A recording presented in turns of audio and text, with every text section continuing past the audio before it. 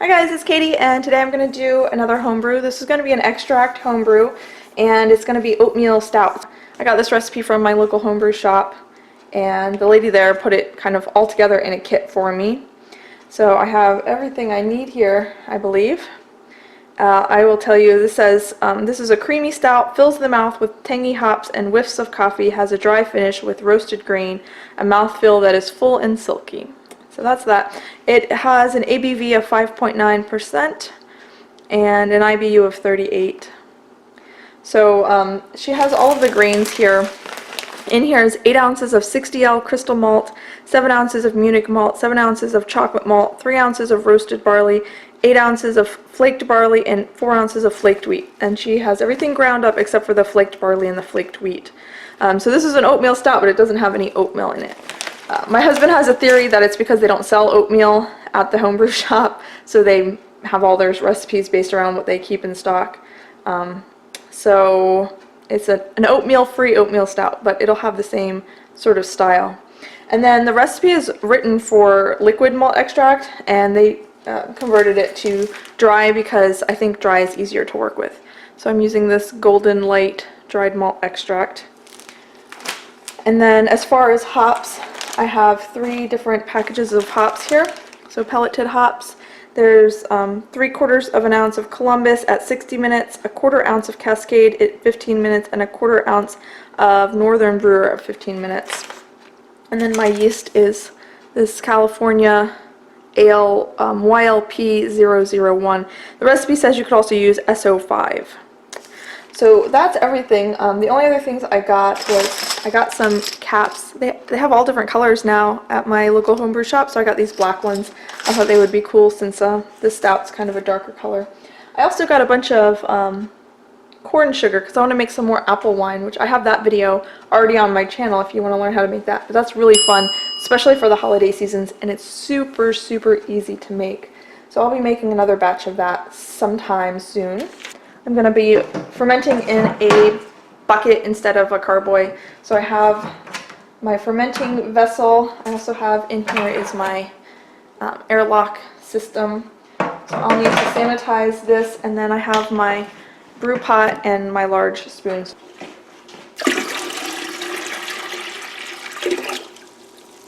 Alright, so that's 2.5 gallons of water in the brew pot. And now I'm going to get my grains in the grain bag. I'm going to put these things back in the fridge. So the grain bag has sort of a closed end, but I don't trust them. So I just tie a knot at the bottom, and then you just put the grains in and make a big old tea bag so you can pull the grains out. Just like this.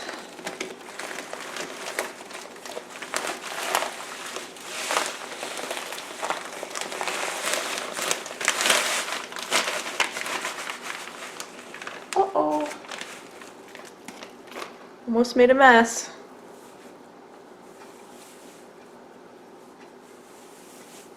Okay, so now I just need to wait for my water to come up to 155 degrees. And then I can put the green bag in. I'm also going to go ahead and get all of my measurements done just so they're ready to go. I'm also going to measure out my hops so they're ready to go.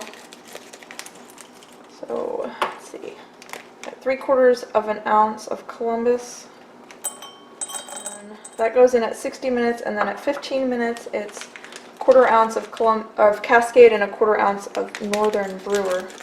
So those go in at the same time, so I'll measure those together. 1/4 ounce. 1/4 ounce.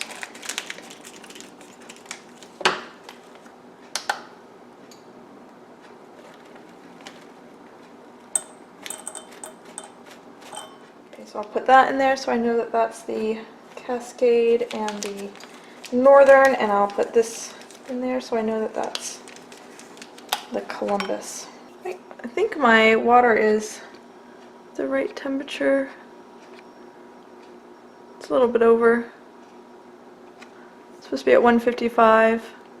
Seems to be right around 157, 158. I think that's good enough.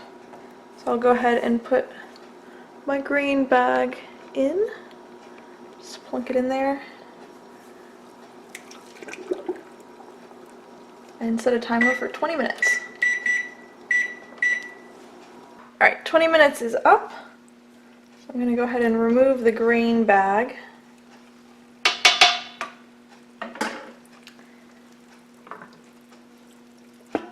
And I'm going to let it drain. Try to... Ooh, it's heavy. Move it here so it can drain. While I start to add the malt extract, it smells really good. It smells very chocolatey and it is a dark molasses brown color, very rich. It smells really good. So it's off the heat, it's still on the hot burner, but I'm going to go ahead and slowly add the dry malt extract.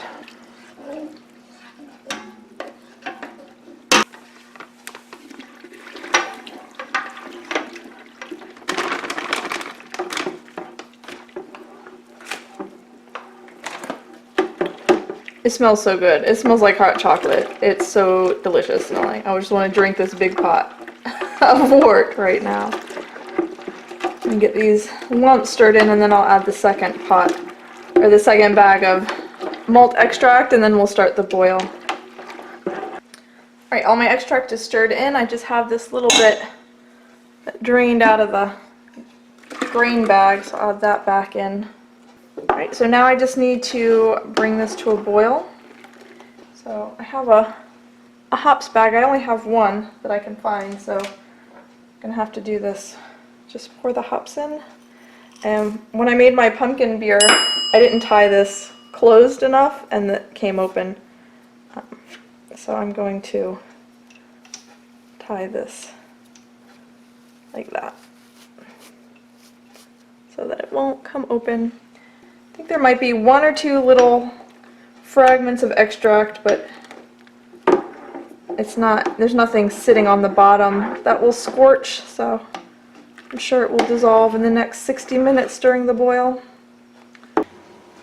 Right, I'm just starting to boil. I actually moved over to this burner. I think it's a little more powerful.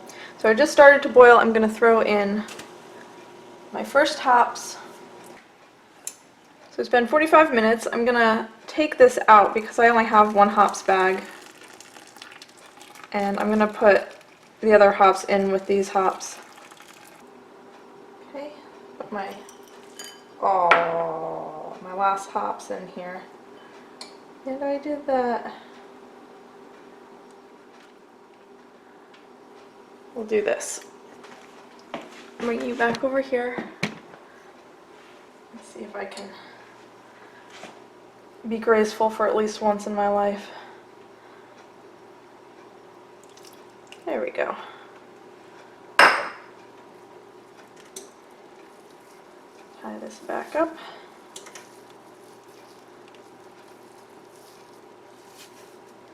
Put that in and then boil it for another 15 minutes.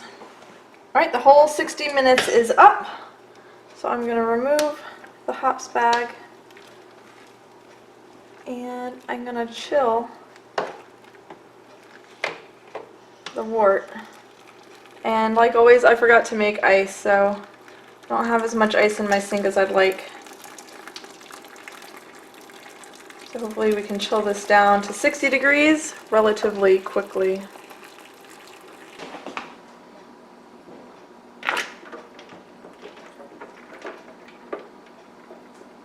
So it's taken 3 changes of water to get this down any significant amount, but I have it down to about 85 degrees, and I'll bring it down the rest of the way to 60 when I add the rest of the water to top it off. So I'll bring my sink,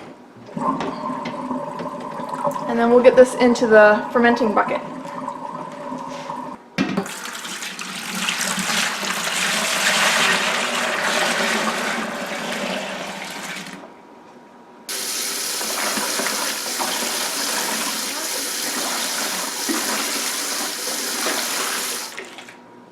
Okay, so I have it filled up to 5 gallons. The dark beer makes it nice so you can see the markings on the side a lot easier. So I'll just stir this, make sure everything is thoroughly combined, and then I will take a original gravity reading. So here's my original gravity reading. It's a little bit foamy. My target OG is 1.060. So I think under the foam that's exactly what it is. So I'm going to go ahead and pitch my yeast.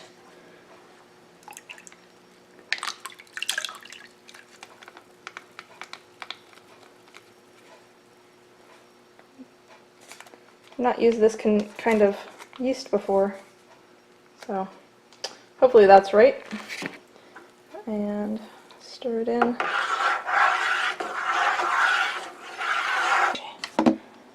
Oh yes. So that is day 4. Let's peek inside. Definitely fermenting. Smells good. Looks clear.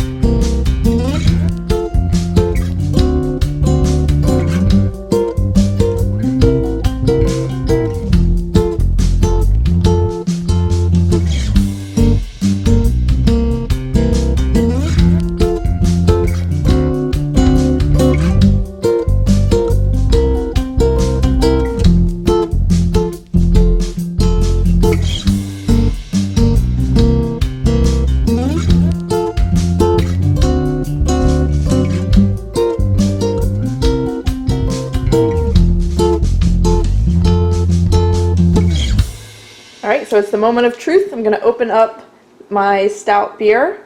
I have another stout here. This is actually one that my husband made. I did not know he made the same recipe as me. His is slightly different. His also contains lactose, which I would not put in my own beer. But his was kegerated, so he did not bottle condition. But other than that, they should be pretty similar, so we'll see how mine turns out.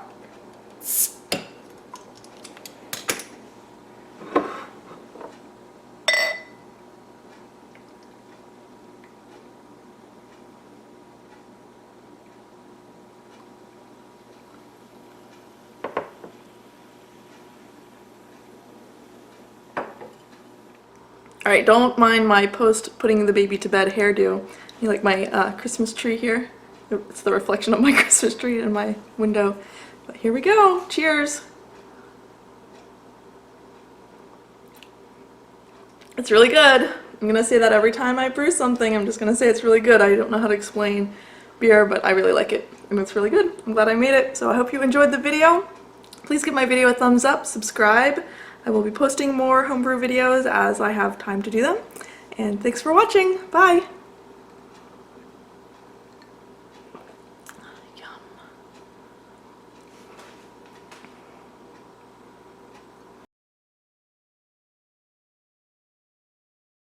You want to put your toes in my beer?